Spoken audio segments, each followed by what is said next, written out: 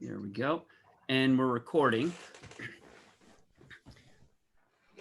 Okay, thanks for joining us today. We're here with Dr. Scott Rodeo. He's an absolutely amazing doctor. You're going to find out some incredible things. He was a swimmer himself for Stanford University. And welcome, Scott. Thanks so much for joining us. We really appreciate it. Well, thanks for having me. More than happy to do this. Thank you for having me. Absolutely. Now, just before we get into the questions here, just a little background on yourself. You, if I'm understanding, you were the head orthopedic doctor for the New York Giants. I am. I'm the head team physician for the New York Giants. Yes. And you also you also work with the Olympics. Is that right as well? Yeah, I work with our USA Swimming Sports Medicine Committee for, gosh, I guess 20 years. Started right before the Sydney Games, 2000. Yes. So it's safe to say that you kind of know what you're doing. Hopefully by now. and I know firsthand that that's the truth because, right, Dr. Rodeo recently operated on my shoulder. If you can't see it, it's actually, it's hard to notice now that he's worked on it, but it was some pretty heavy damage that I had. And we actually met from a mutual friend of ours, Ron Carnow, who is also an Olympic swimmer. And so, yeah, I'm glad he was able to do that because your surgery was amazing. I know it was a lot more damage. See, that's my type of person. If I'm going to do it, I'm going to do it right. Sure, yeah, that you did. So, and I was joking with Ron that I had twice as much steel as he does in my body now. There you go. That's right. That's right. So tell us a little bit about your originally your swimming career and what got you into swimming originally. Yeah, I started when I was about 7 or 8. You know, it was the coach of the local team who really motivated me. Became sort of a role model. I mean, you know, a coach can be more than just a coach, almost a father figure, a teacher, a role model, and really taught me the values of competition and training, and really made me want to. And this was at age 8. I mean, really did a great job, and it's a good example, a good, commentary on how important a coach can be to a young athlete. Not just teaching them, the X's and O's and how the technical part of swimming, but motivation, giving you a sense of working toward goals. So it was really my first coach, Gerald Macedo, who swam at Santa Claus Swim Club in the late 50s, early 60s, who became, coach, father figure, mentor, and really was the individual that got me involved in swimming and kind of led to my interest there. That's incredible. He had a big impact on your life. He did, and and I've seen that in all through my years in sports, from all sorts of different athletes and different types of sports. See how important a role a coach can play. How long did you spend with him? Swam with him till I was about age 14 or 15. Then I would move to Santa Claus Swim Club, and that was under his recommendation, his guidance. He said, okay, you kind of outgrew this local club program. I went to swim for Mitch Ivy at Santa Claus Swim Club, through high school and then college, and so but it all started with my first coach. Wow, that's incredible. And then what do you credit basically from moving you from an average level swimmer, because I mean you went from there to Stanford, right? And that's pretty much, so many people want to go to Stanford and swim, and I can tell you because when they come to us, that's one of the big things that people, I want to go to Stanford to swim, and you did that. So what do you credit with getting you there? Yeah, it's fortunate to go there, John. It's it's a wonderful institution.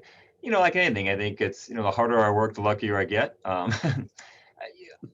developed a passion. I'm going to say that you're working really hard then. I think once you develop a passion for what you do, so you become a student of the sport. And then what's kind of kept me interested in sports even long after I finished my competitive career is an interest in kind of human performance and exercise physiology and understanding the sport. And so really being kind of a student of the sport, and that leads to a passion for the sport, which frankly, it's the same thing I have in my job now. It's my job, not a job, it's a hobby. I mean, I love what I do. So I think it's developing passion.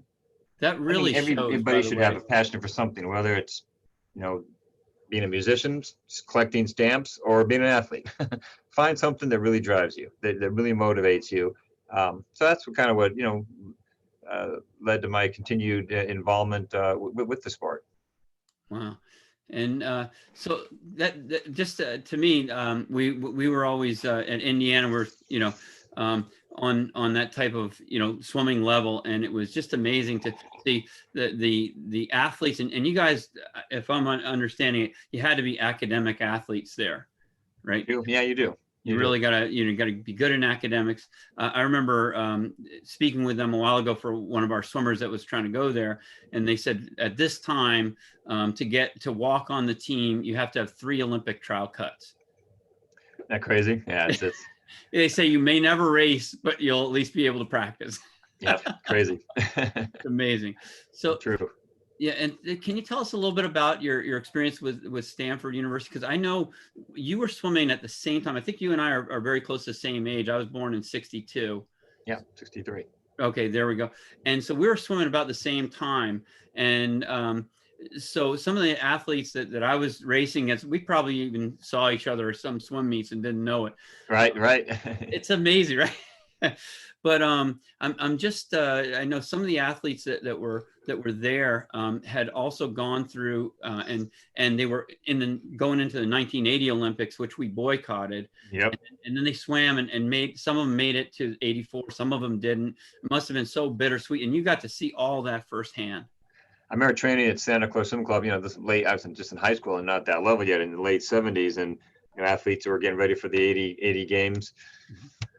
Oh, Nicole Moran, Linda Yazik, the backstroker, Jeff Freeman, the breaststroker, and how devastating it was when Carter announced a boycott in that spring of 1980, and then getting to know athletes later that have made that team, like David Sims and others. So yeah, it's still to this day a tremendous example of how politics should not impede and intrude on sports. But anyway, that's a whole nother commentary, but Stanford.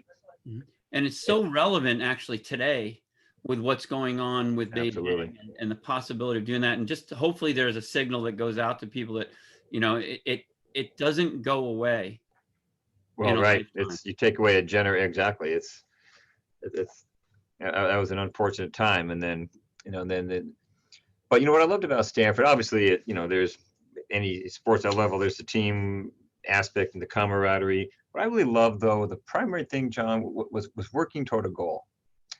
Working toward a goal, and you're working toward individual goals.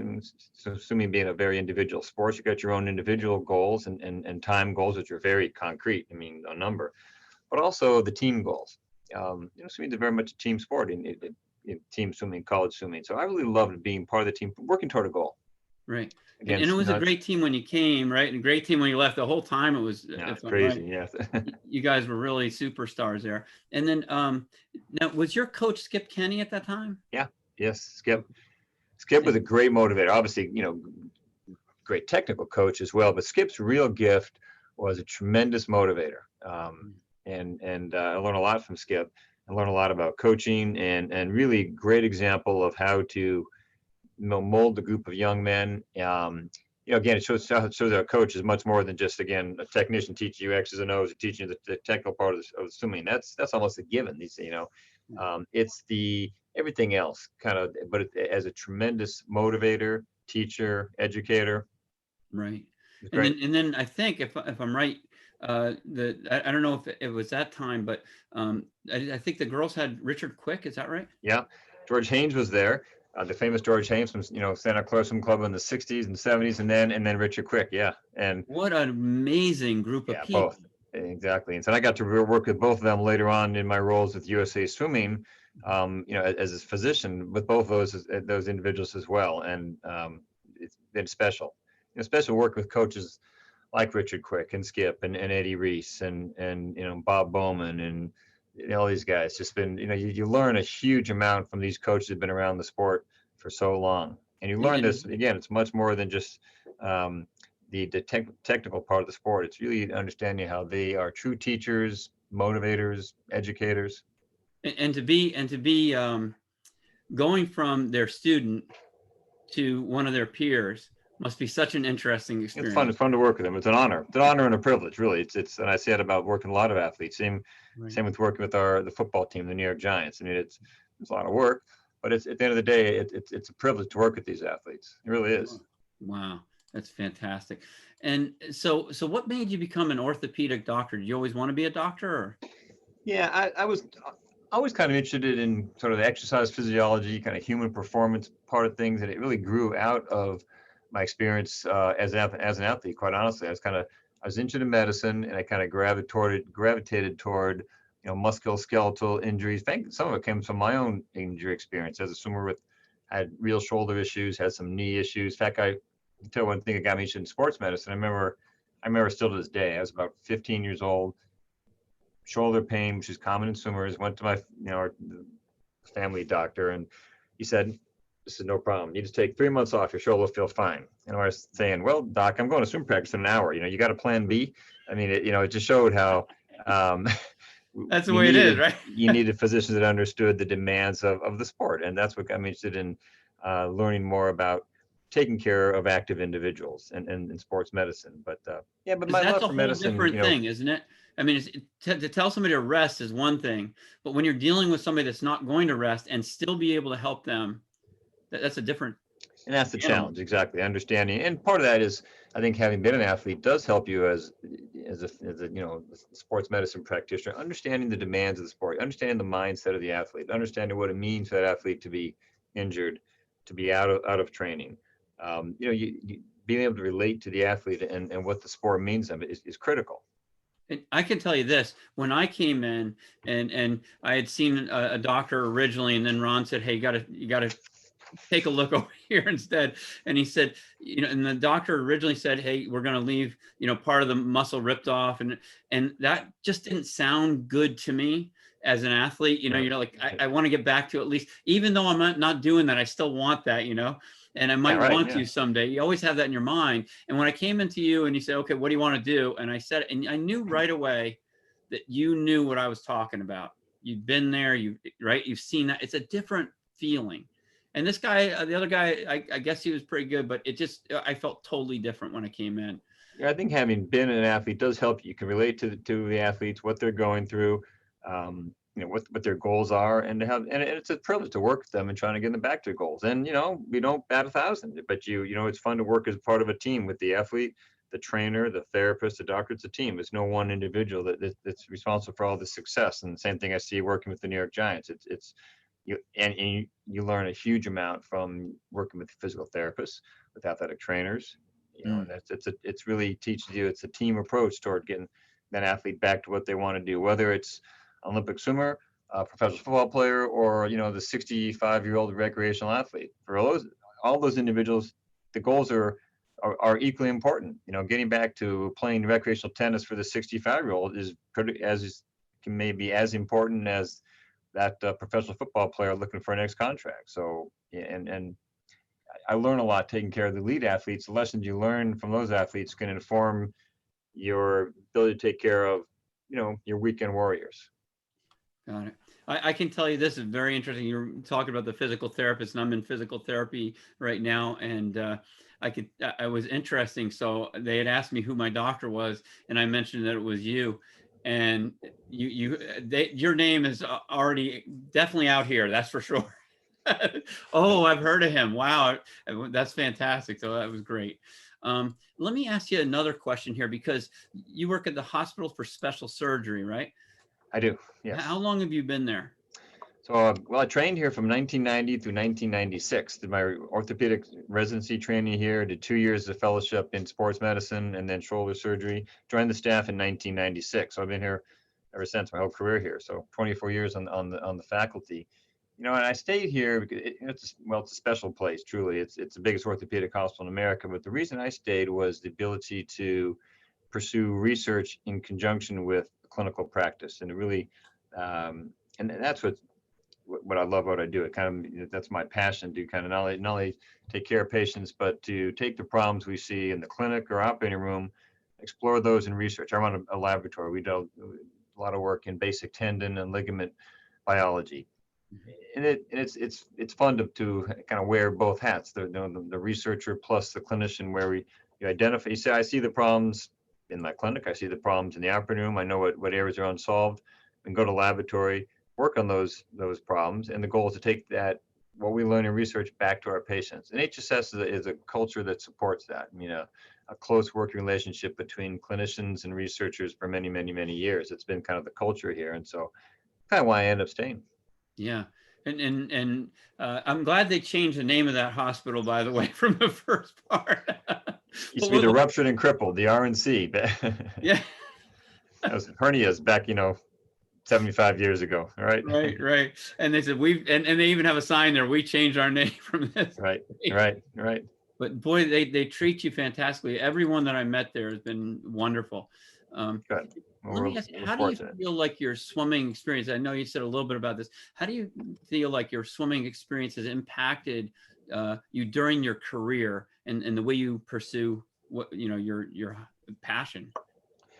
Yeah, I think as having been an athlete, having had injuries, I think it helps me to really be able to relate to athletes, understand kind of what they're going through. You understand their mindset. You understand what it means for them to lose the ability to train, the ability to compete. They lose their sport. For some athletes, it's a big part of their identity, and that could sometimes be maybe too big a part of their identity. But you understand that really is helpful, because it really, to be a total, honestly, at some level, sometimes the surgery's easy part is taking care of the whole patient, The and there emotional are aspect, right? a more holistic approach, and understanding. You take any kid, take a 16-year-old high school soccer player.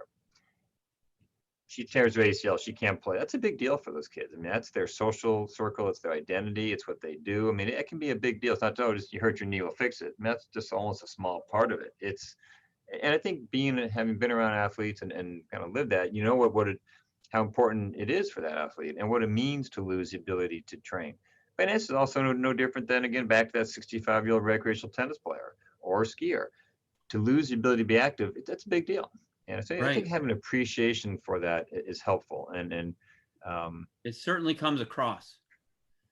I think that, and working with the athletes and working with, again, high level or highly motivated individuals, not many are elite, but not all are elite, but they're all highly motivated and they want to get better. And you see the work they put in, and you see what you can get out of a comprehensive therapy program. What you see how good it can be working with good trainers, good therapists. And that you learn a lot. So as a physician, I continue to learn from my patients, frankly. I could tell you, and I had a lot of injuries when I was in Indiana, and we had our team trainer was Dr. Ted Becker, and he was the. Oh yeah. You know Ted? I do. Yeah. Yeah. I and do. He was. I spent a lot of time in with Ted because of my injuries and things like that. But he was a very nice guy. Yep. Good guy. Yep. Good reputation. Yep. No Ted. Yeah. And so he was the Olympic trainer. So that was actually great, because I had Doc Houseman, who's like one of the top technique specialists in the world, if not the top. And then I had Ted. So I had this interesting, and I had exposure to a lot of injuries, like you said. And when you have that, then you have to look at it from a different aspect. And sometimes we're able to really tell some of the things that wear and tear on swimmers, so that, a lot of times a doctor can see it. In your case, you probably see a lot more into it, than most doctors, but the doctor can see the issue that, there's been a tear or something like this. Yes. And then the physical therapist can help them, right? And they can fix it, but the swimmer is going to go back and still make that same motion that's going to cause it again. And so our job is to try to stop that, put them back in so that they don't have that same wear and tear. Exactly. And I have a little vision. I'm not a doctor, but I have a little bit of vision as to some of the mechanical things that can cause it, which helps. You bring up a very important point, John. The knowing the demands of the sport, knowing a little bit about stroke technique, and so you can understand how you might make recommendations for modifying stroke or training to help not only recover from an injury but prevent further injury. So it's important. Right. And I'm thinking as a doctor, you don't have to, I can't imagine how busy you are.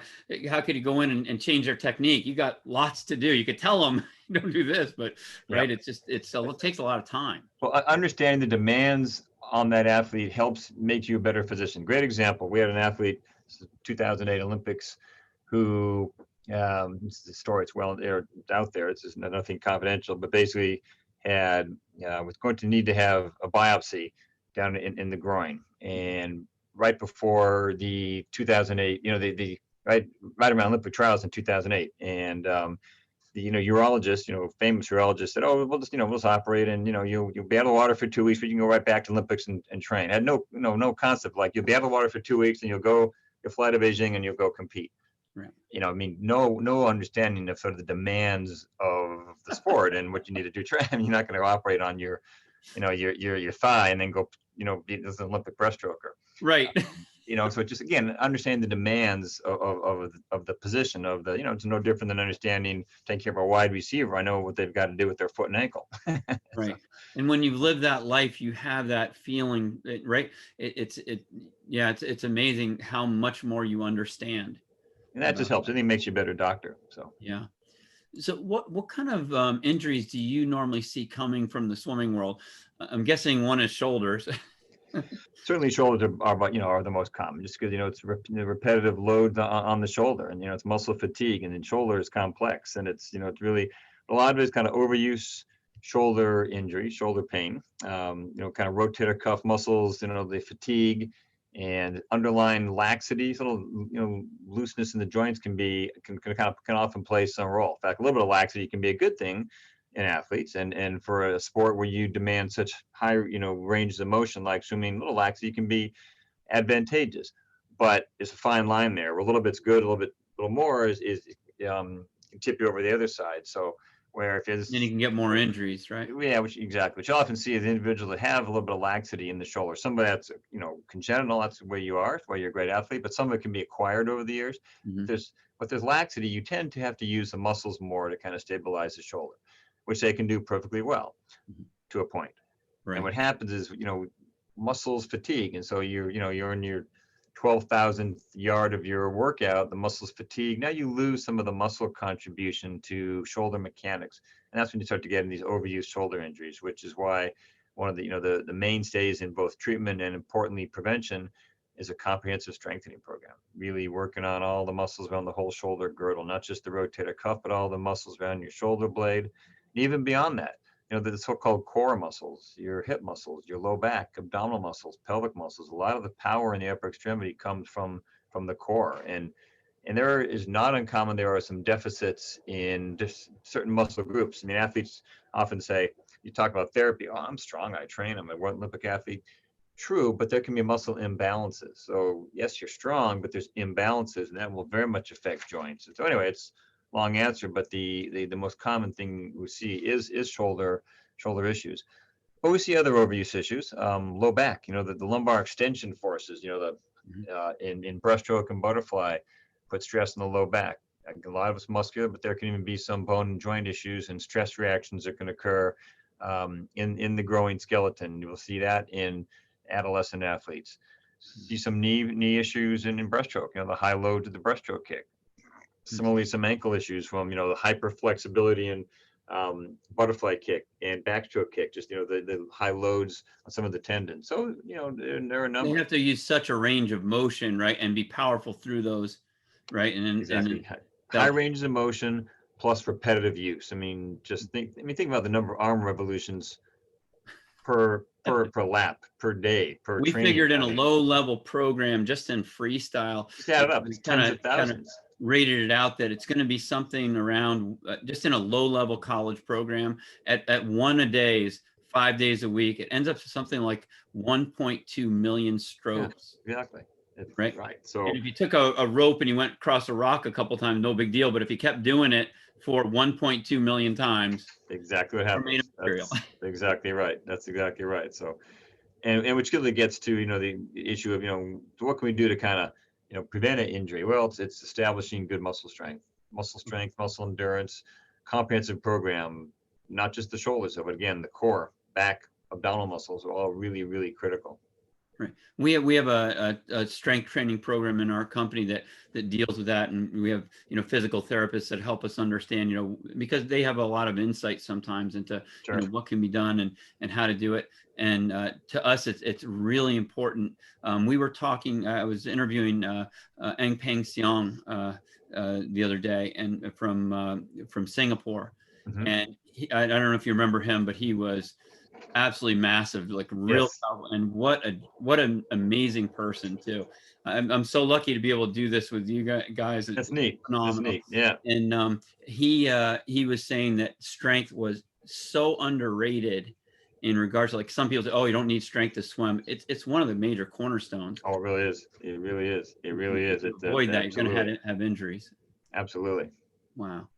That's fantastic. So really, I'm guessing like a sport specific, right, type of strength trainer would be extremely important. Somebody that really knows what they're doing. Exactly. Like some of the comments you made earlier about understanding the sport. So exactly, a good physical therapist who really understands, again, the demands of swimming. For example, so it's easy to say you should strengthen the shoulders. I mean, it's kind of intuitive, but a more refined analysis is, using EMGs, electromyographic studies and things like that, filming biomechanics studies. We know there's certain muscle groups that really play an important role. For example, one is the subscapularis, one of the rotator cuff muscles. You know something about this? I do know something about that. And another one called the serratus anterior. So what's that? Just a chest wall muscle. But the point is, those are two muscles that fire at a continuously very high rate to the swimming stroke, and thus can fatigue. And so within all the, there's truly dozens of muscles around the whole shoulder girdle, those are two that should be a focus: the subscapularis and the serratus anterior. That because they fire at a very high level consistently throughout the swimming stroke, they're prone to fatigue. And so if you're going to work on it, so the strengthening program that I've put together, we recommend really your exercise that focus on those muscles as well. Other part of it is there no one size fits all. So everybody's different. So again, that's where it's a team approach. You need a good therapist who can really do a careful assessment, and an astute therapist or physician is good identifying subtle muscle imbalances around the scapular muscles, in particular, the shoulder blade. And that can help you identify and prescribe the appropriate exercises. So it's not just a one size fits all generic program, but a more refined, detailed approach for each individual athlete. So if I'm understanding this right, one of the things that I hear you saying over and over again is fatigue of that muscle. And once that muscle becomes fatigued, it doesn't do its job as well anymore, and it starts to lose some of its capability. Is that right? That's right. And that you hit the nail on the head. Exactly. And when that happens, and the reason that can have an effect on the joint is the muscles really control the mechanics of the joint, of the shoulder. So think of the shoulder like a ball and socket joint. The ball is kept in the socket, if you will, by the muscles. I mean, really the mechanics of how it moves is controlled by the muscles. If now you lose some muscle forces, even subtle changes in the muscle balance, the muscle strength, the mechanics are off a bit in the shoulder.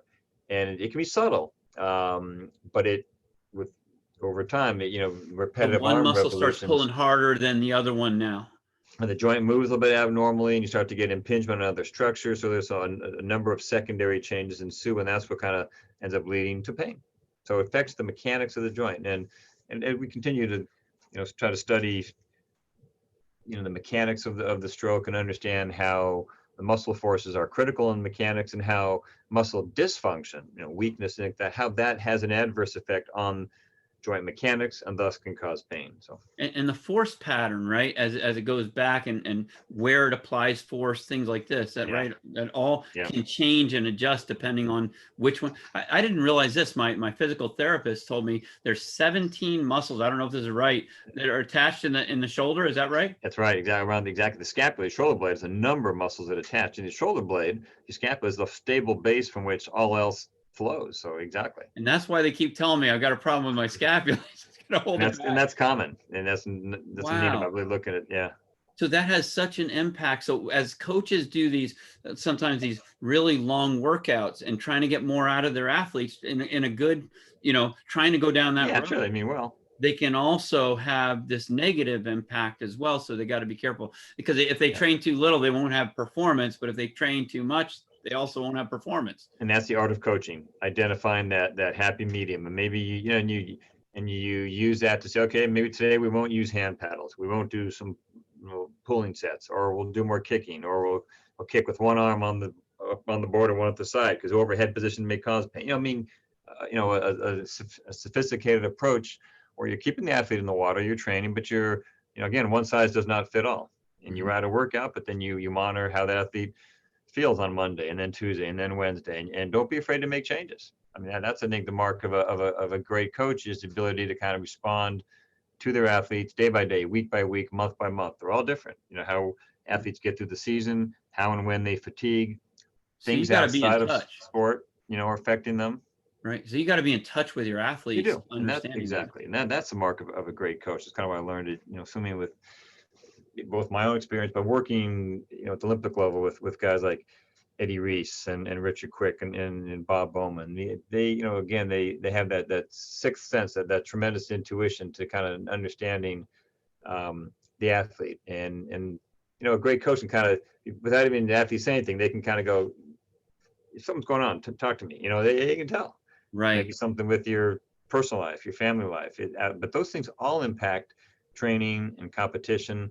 It's really those subtle things that are the difference between being a good coach and a great coach. Even confidence, right, impacts, right? And you see it like in a tennis match where somebody kind of loses their confidence, and all of a sudden the match just goes down the tubes, and that can change their technique and, right, the confidence issue. There's a real ebb and flow in sports. You see that. You see in a football game. You can feel like the tide's starting to turn, and even though you can detect it, it's like you can't stop it. You can kind of see the momentum going the other team. Like, come on, guys! But it's like the ship's heading for the shore, and you can't stop.